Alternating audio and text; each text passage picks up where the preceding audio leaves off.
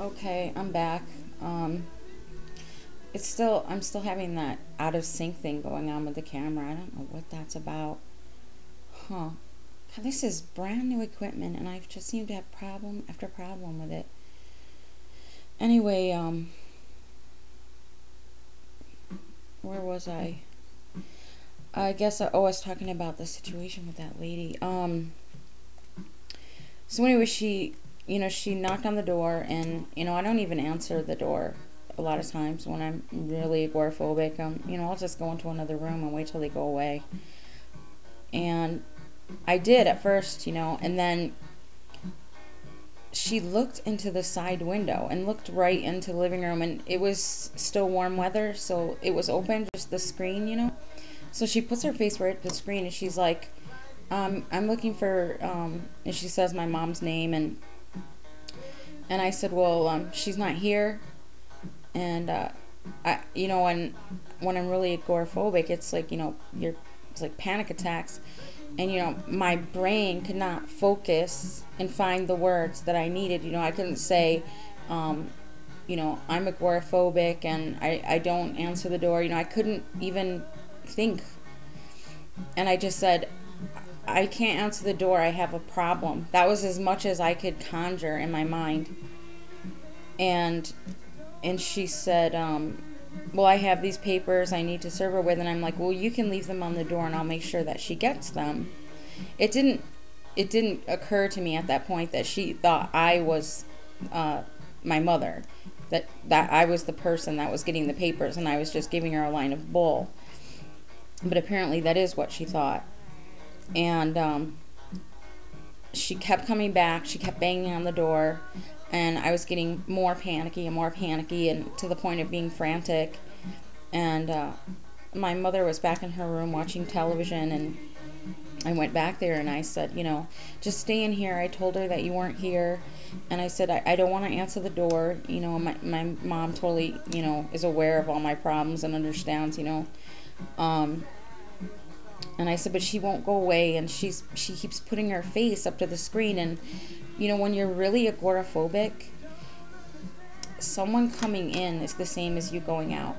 So when she put her face up to the screen, she invaded, this space that I was desperate to, keep. I don't know how to explain what I'm thinking.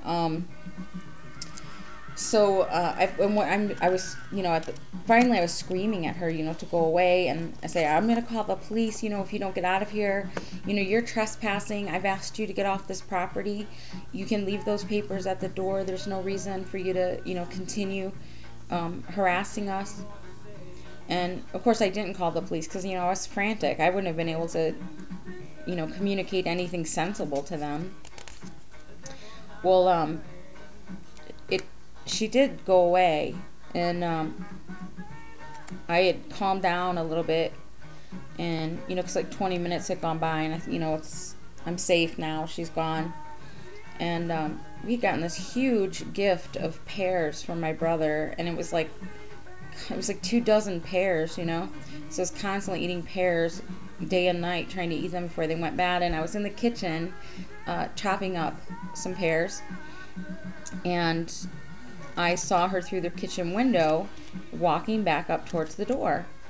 And so I went to the kitchen window, which that particular window doesn't even open. You can't even open it. It's just glass. And but I had that little knife that was cutting the pears, and it was in my hand still, and I had banged on the window to get her attention. And I said, get the hell off of our property. I mean, I was hysterical.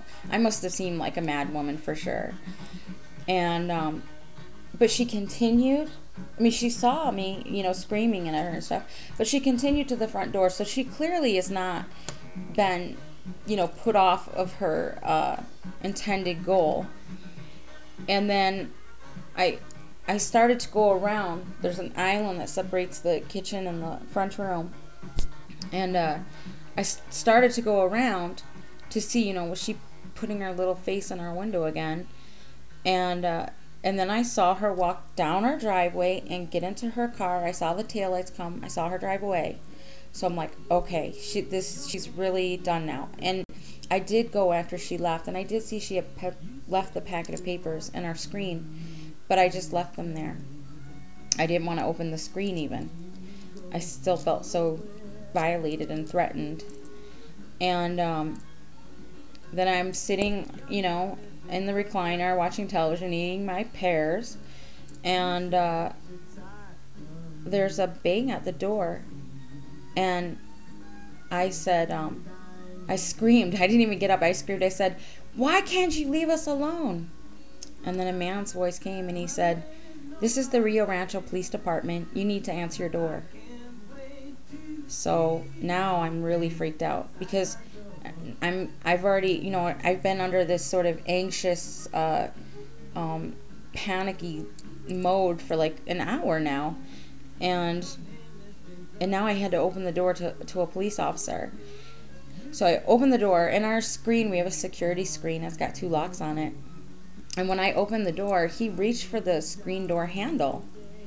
And I backed up and I said, "I don't have to let you in if I don't want to." And I was sort of like reassuring myself out loud.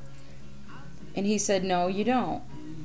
And there was 2 other policemen with him. So there's 3 police officers. I thought, oh my God. And he said, that woman had called. She told the police officers that I had chased her down the street with a carving knife. I never even opened that door to that woman. Never. Not once. And the knife that she described as a carving knife has a blade maybe this long. A little knife to cut up a pear. Pears are soft. It doesn't even have to be that sharp of a knife. Never opened the door to her. And what's interesting is, all the stuff I thought of later to defend myself, I wish that I had said then, but I was so freaked out that I couldn't focus my thoughts enough to say the most simplest things. Like, "Officer, if I am supposed to have chased her down the street with a knife, at what point did she come back and put the packet of papers on my screen door that you can see clearly with your own eyes?" But did I say that? No.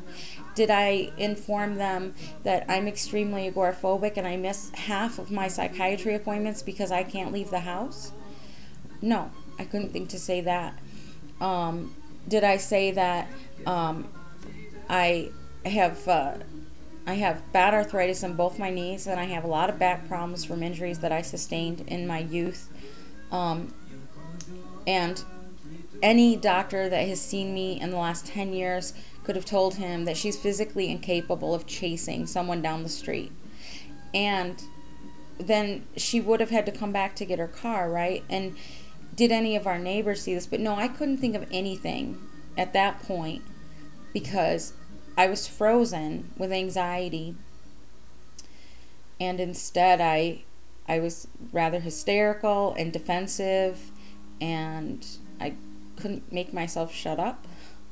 And the officer said, if I don't shut up, that he will arrest me. And I said, "You can't arrest me because I didn't break a law. I never opened my door to her." I said, "She is falsely accusing me, and you have no witnesses." I said, "Whereas my mother was here in this house and knows for a fact that I never opened this door to her." And he said, "Well, we'll see about that." And he said he had recorded our whole conversation. And I was like, I did tell him about the fruit knife and everything. I was honest about, oh shoot, I gotta stop this. I'm almost at 10 minutes. All right, I'll start back in a minute. I'm sorry.